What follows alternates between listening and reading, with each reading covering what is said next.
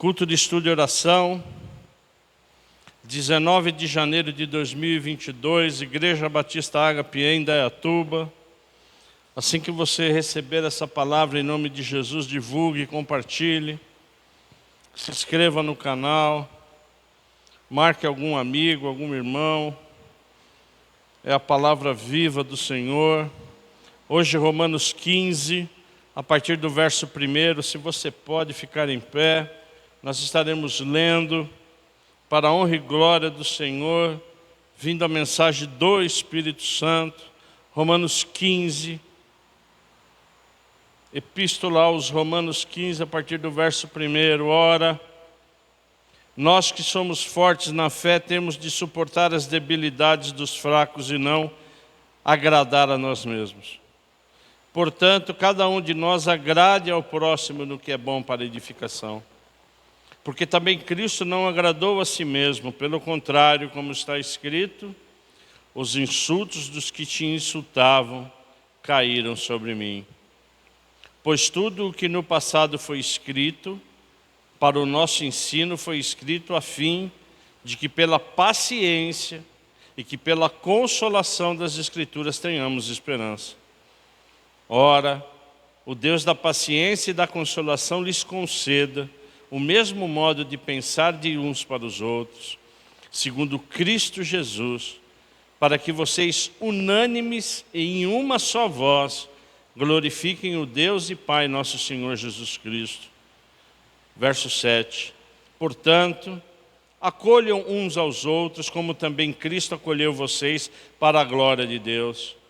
Pois digo que Cristo foi constituído ministro da circuncisão em prol da verdade de Deus, para confirmar as promessas feitas aos nossos pais e para que os gentios glorifiquem a Deus por causa da sua misericórdia, como está escrito: por isso eu te glorificarei entre os gentios e cantarei louvores a teu nome.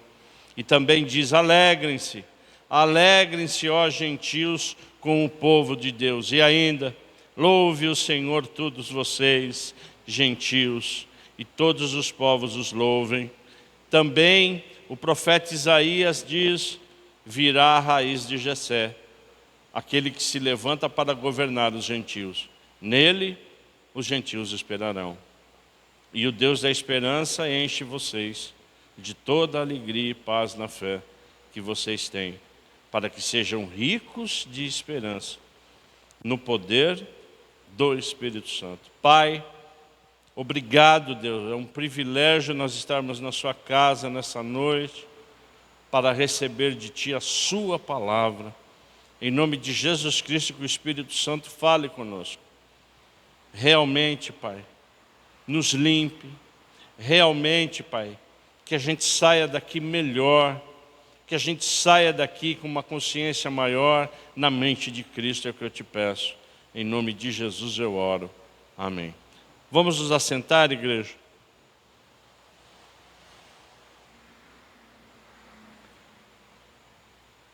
Nós já estamos chegando ao fim do Carta aos Romanos, hoje capítulo 15. Na semana passada, e já há 3 semanas, desde o capítulo 12, Jesus Cristo vem nos ensinando novas condutas que são pertinentes a sermos cristãos. O que nos caracteriza como cristãos são todas as condutas que a gente vem tendo, que a gente vem recebendo de Jesus. Como na semana passada, o Espírito Santo falou muito forte aos nossos corações que nós temos que acolher os que são fracos na fé. E se Deus fala isso conosco, que nós temos que acolher os fracos, nós temos que ser fortes na fé, firmados na rocha que é Cristo Jesus. Então nós ministramos muito essa virtude, ministramos muito essa nova conduta, que ela tem que ser nova e tem que ser permanente na nossa vida. Durante a semana, eu recebi uma mensagem, um texto, e que me veio à mente a conduta que nós Fomos também ministrados a semana passada, que é para que a gente não julgue uns aos outros, que a gente deixe de julgar uns aos outros. Nós, como seres humanos, nós temos essa debilidade, nós temos essa deficiência de julgar, de interpretar de uma forma muitas vezes errada o comportamento humano. O comportamento dos nossos filhos, o comportamento das nossas esposas, o comportamento dos nossos irmãos, o comportamento de amigos da empresa, comportamentos de amigos. Então eu queria compartilhar com você uma história. É uma breve história que faz a gente realmente fechar o capítulo 14. Eis a história. Um jovem de 24 anos de idade, olhando para fora da janela de um trem, disse: Pai, olha as árvores, elas estão ficando para trás. De repente, o jovem fala novamente alto: Pai, veja as nuvens, elas estão vindo com a gente. Enquanto o pai sorria, ouvindo a mensagem e as palavras do filho, um jovem casal observava o comportamento deste jovem de 24 anos. E o casal ficou com pena, estava com muita pena do jovem. E o casal se aproximou do velho, do pai, e disse: por que o senhor não leva o seu filho ao médico?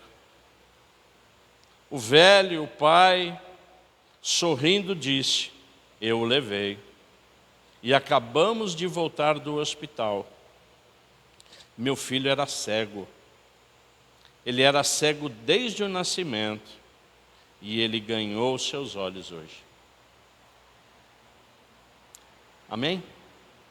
É uma pequena história, eu não sei se ela é verdadeira, mas é no mínimo para a gente refletir. Que mesmo alguns julgamentos que nós achamos serem positivos para ajudar, eles são absolutamente desnecessários. Amém? Então esse julgamento que muitas vezes eu e você, e eu me incluo, nós temos um para os outros, a gente tem que orar muito para que a gente não levante, não fale, nem para a pessoa e nem entre nós, porque realmente nós não sabemos das histórias, nós não sabemos da história real da vida, e a verdade realmente pode nos surpreender. Nesse capítulo 15, eu quero falar hoje de duas condutas que nos faz diferentes como cristãos. A primeira é agradar ao próximo no que é bom para a sua edificação. O próprio Deus está falando. Você que é em Jesus Cristo, que você está em Jesus Cristo, que você procure em meu nome agradar ao próximo no que é bom, na edificação. E o que é edificar o próximo? O que é falar ao próximo de Deus? O que é falar ao próximo de Jesus Cristo? De que forma nós podemos edificar? Construindo, fazendo com que essa pessoa realmente ela se edifique na rocha que é Cristo Jesus. E uma edificação, ela não é concluída da noite para o dia. Quando o Espírito Santo vem a nós dizendo que essa conduta ela é necessária para o cristão, é que ela é uma conduta necessária, mas ela é uma conduta o quê? Constante. Isso deve fazer parte das nossas vidas. Edificar talvez àquele que ainda não entendeu quem é Cristo Jesus. Edificar àquele que ainda está fraco na fé, que está precisando realmente do apoio. Então, na verdade, quando Jesus Cristo, Ele vem até aqui hoje, dizer isso, o próprio Jesus diz no verso 3, porque também Cristo, também eu não agradei. Pelo contrário, os insultos do que te insultavam caíram sobre mim. Então Jesus Cristo ele foi muito insultado, para que eu e você fôssemos o quê? Edificados. E aí quando você começa a entrar a fundo nessa carta, o próprio Jesus Cristo explica que essa edificação é para o corpo. Essa edificação é para a igreja, para que nós sejamos uma só voz, para que nós sejamos uma unidade, para que a gente busque a comunhão, para que a gente busque a unidade na palavra em Cristo Jesus. Amém, igreja? Isso é importante. Muitas coisas nos diferenciam como cristãos, mas apenas uma, e somente a palavra nos une, nos unifica. É esse o sentido de nós edificarmos uns aos outros, que a gente seja e esteja que em unidade, em Jesus Cristo, pelo poder do Espírito Santo. E a segunda conduta, que está no verso 13, eu gostaria que eu vou ler, eu gostaria que você estivesse lendo comigo, é que o Deus da esperança encha vocês de toda alegria e paz na fé que vocês têm, para que sejam ricos de esperança no Espírito Santo. A nossa esperança deve estar aonde? Em Deus. Essa é a segunda e uma das principais condutas. É até redundante a gente falar isso, mas é verdade. O próprio salmista, ele diz, uns acreditam e creem em quê? Em confiam em cavalos, outro em carros de guerra, mas nós confiamos em quem? No Senhor.